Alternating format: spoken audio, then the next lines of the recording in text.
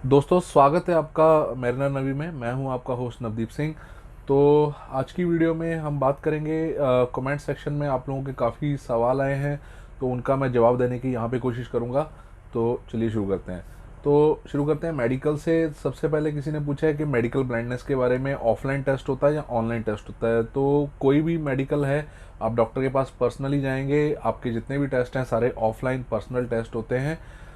उसके बाद में सर्जरीज के ऊपर आ जाते हैं। आपकी कोई भी सर्जरी हुई हो, आपने रिकवर कर लिया है, अभी आप फिट हैं, आपको पता है, आपके ट्रीटिंग डॉक्टर से आप लेटर ले लें हैं। और जब भी आप मेडिकल के लिए जाएं तो साथ में उसको कैरी जरूर करें। फिर उसके बाद में कमर दर्द, बैक एक के बारे में किसी ने पूछा है। तो बैक एक बहुत ही कॉमन चीज़ है। इसको मैं कंडीशन नहीं बोलूँगा, सिर्फ एक्सट्रीम केसेस में जहाँ पे कि बहुत ही ज़्यादा आपको तकलीफ दे है, आप चल फिर नहीं पा रहे हैं, तो सीधी सी बात है कि आप फिट नहीं है, ठीक है ना। इसके बाद में प्राइवेट पार्ट एग्जामिनेशन के बारे में किसी ने पूछा है। तो फुल बॉडी चेकअप है, तो ऑब्वियसली ये भी उसमें कवर होते हैं।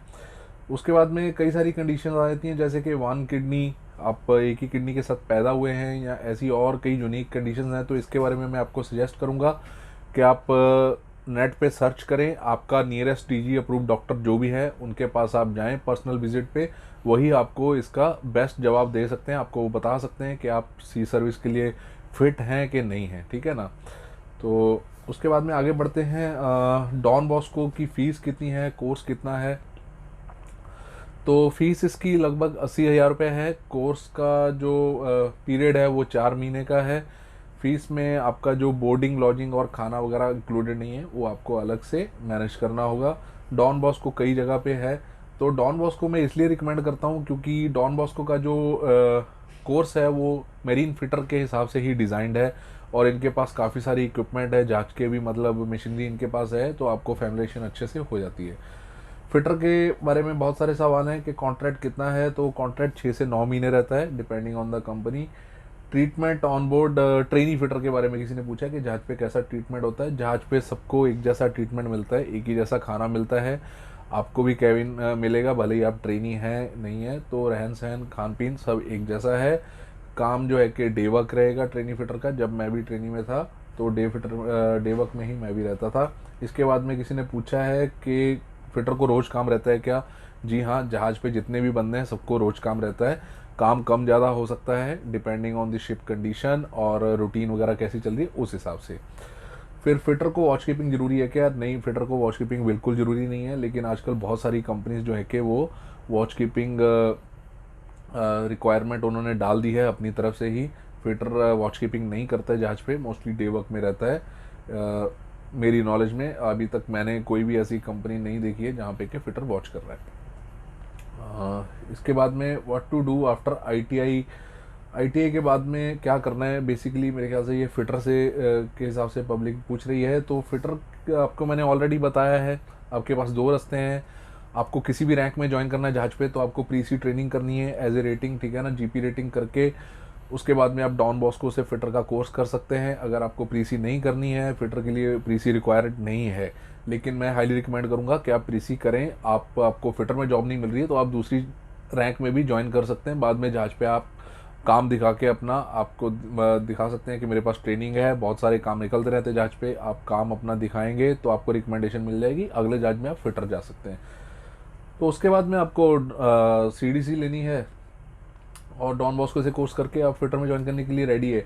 इसके अलावा मैं आपको बोलूँगा कि आप oil and chemical tanker fabrication course जरूर करें। तो इससे क्या होता है कि शिप टाइप में आपका ऑप्शन ज़्यादा बढ़ जाते हैं, और इसकी डेंजरस कार्गो इंडोर्समेंट भी ले लें आप ऑयल और केमिकल टैंकर की। इसके अलावा येलो फीवर भी आप ज़रूर ले लें, ठीक है। तो ये सारे डॉक्यूमेंट आप रेडी कर लें। उसके बाद में किसी ने पूछा है कि हाउ टू बिकम पम्पमैन। पम्पमैन का कोर्स करें या फिटर का कोर्स करें। तो ऐसा है कि पम्पमैन आप डायरेक्टली नहीं बनते हैं जहाज पे। आपको पहले जीपी रेटिंग करके 2-3 कॉन्ट्रैक्ट 4 कॉन्ट्रैक्ट आपको सेल करना होगा इंजन डिपार्टमेंट में या डेक डिपार्टमेंट में, और आपको पम्पमैन का काम जो है कि सीखना होगा। उसके बाद में आप पम्पमैन का कोर्स करेंगे, फिर आप जहाज पे आपको पम्पमैन बना दिया जाएगा। तो पम्पमैन का कोर्स आप डायरेक्टली नहीं कर सकते हैं, फिटर का कोर्स आप डायरेक्टली कर सकते हैं। आप ट्रेनी फिटर बन के जहाज पे आएंगे, उसके बाद में आप प्रमोट हो जाएंगे फिटर में। How to become chief engineer from wiper. अच्छा सवाल है। तो पहले मैं बताऊंगा कि चीफ इंजीनियर बन सकते हैं आप वाइपर से। तो आपको जहाज पे वाइपर में आएंगे आप, उसके बाद में आप सेल करेंगे, आप वॉच कीपिंग ऑब्टेन करेंगे, फिर आप 2-3 साल वॉच कीपिंग के साथ सेल करेंगे। उसके बाद में आप जो है कि अब्रॉड जाके यूके, सिंगापुर, न्यूजीलैंड कहीं भी आप एग्ज़ाम दे सकते हैं मेरीन इंजीनियरिंग का, और आपको जो है कि सीओसी इशू हो जाएगा। तो आप उसके बाद में आप आगे बढ़ते जाएंगे, चीफ इंजीनियर के लेवल तक आप जा सकते हैं। ऐसा ही आप डेक डिपार्टमेंट में भी कर सकते हैं, ओएस से आप कैप्टन बन सकते हैं। इवन अगर आप गैली डिपार्टमेंट में हैं, जीएस से आप ओएस बन सकते हैं, ओएस से बाद में आप कैप्टन तक जा सकते हैं। तो रेटिंग से ऑफिसर बनना मुश्किल काम जरूर है, लेकिन बिल्कुल पॉसिबल है।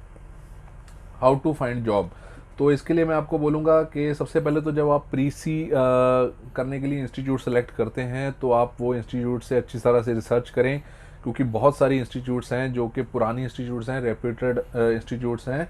वो आपको जॉब दिलाने में भी हेल्प करती हैं, क्योंकि उनके पास रोस्टर प्रोग्राम होता है। तो आपको जो है कि जॉब जहाज पे मिलती है। बहुत सारी कंपनी जो है कि कैंडिडेट्स अपने सीधे इंस्टीट्यूट से ही रिक्रूट करते हैं। तो उसके बाद में अगर चलो ऐसा भी नहीं हुआ, तो उसके बाद में आप प्रीसी करेंगे, फिर आप नूसी में इनरोल कर सकते हैं, नेशनल यूनियन सीफेयर ऑफ इंडिया में। तो वो भी आपको जॉब दिलाने में हेल्प करते हैं। इसके अलावा आप कंपनीज में पर्सनली जाके विजिट करें, जॉब ढूंढें, और ऑनलाइन रिज्यूम भेज सकते हैं कंपनीज को। इसके अलावा आप जो है कि ऑनलाइन साइट्स हैं, jobship.com या फिर shipjobs.com, ऐसी काफ़ी सारी साइट्स हैं, वहाँ पे भी आप जो है कि जॉब के लिए अप्लाई कर सकते हैं। फिर किसी मेरे भाई ने पूछा कि एजेंट के बारे में, क्या एजेंट को पैसे देके जहाज पे जा सकते हैं। तो एजेंट से मेरा आज तक कभी पाला पड़ा नहीं है, लेकिन ऑब्वियसली हर फील्ड में पैसा चलता है, यहाँ पे भी चलता है। तो लेकिन एजेंट कौन सा ट्रस्ट कर सकते हैं, कौन सा नहीं ट्रस्ट कर सकते हैं, ये आपको खुद ढूंढना होगा अगर आपका कोई बंदा है तो। लेकिन मोस्टली केसेस में क्या होता है कि एजेंट बहुत बार मिसगाइड भी करते हैं, तो प्लीज़ बी रियली केयरफुल, ठीक है, अगर आप ऐसे ऑप्शन को सिलेक्ट कर रहे हैं तो इसके अलावा जो बंदे STCW कोर्स करके ओपन CDC के माध्यम से जहाज पे जाने की कोशिश कर रहे हैं, उनको बहुत बार एजेंट क्या करते हैं कि पैसा लेके जहाज पे भेजेंगे, आप साइन ऑफ करके आएंगे। हो सकता है आपकी मोस्टली केसेस में ऐसा होगा कि आपकी इतनी सैलरी आपको जहाज पे मिली होगी कि आपके जो पहले पैसे देके गए हैं वो भी रिकवर नहीं हुए होंगे। तो उसके बाद में वो फिर से आपसे पैसा मांगना शुरू कर देते हैं। तो इसके लिए आई विल रिकमेंड के अवॉइड एजेंट्स।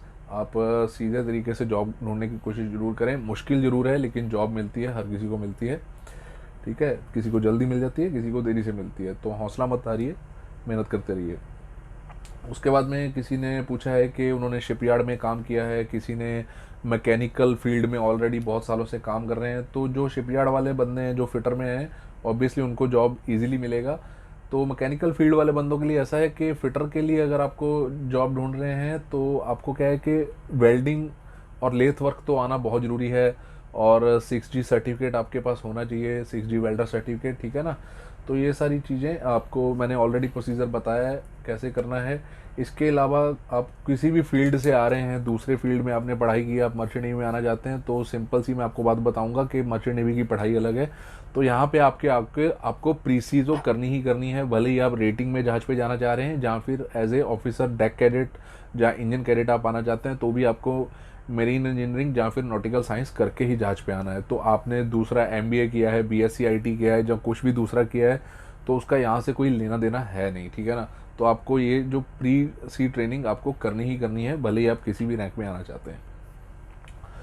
तो दोस्तों ये थे सारे जवाब आपके सवालों के। इसके अलावा आपको कोई भी अगर आपका सवाल है तो आप प्लीज़ कमेंट करें। बहुत लोग मेरा व्हाट्सएप नंबर मांगते हैं, सॉरी मैं अपना व्हाट्सएप नंबर नहीं शेयर कर सकता हूं, लेकिन मेरा फेसबुक पेज पे जाके आप मैसेज कर सकते हैं, तो मैं उस पर आपको ज़रूर जवाब दूंगा अगर आप कोई पर्सनली मेरे से बात पूछना चाहते हैं। और वो मेरा प्रेफर्ड वे ऑफ कम्युनिकेशन है।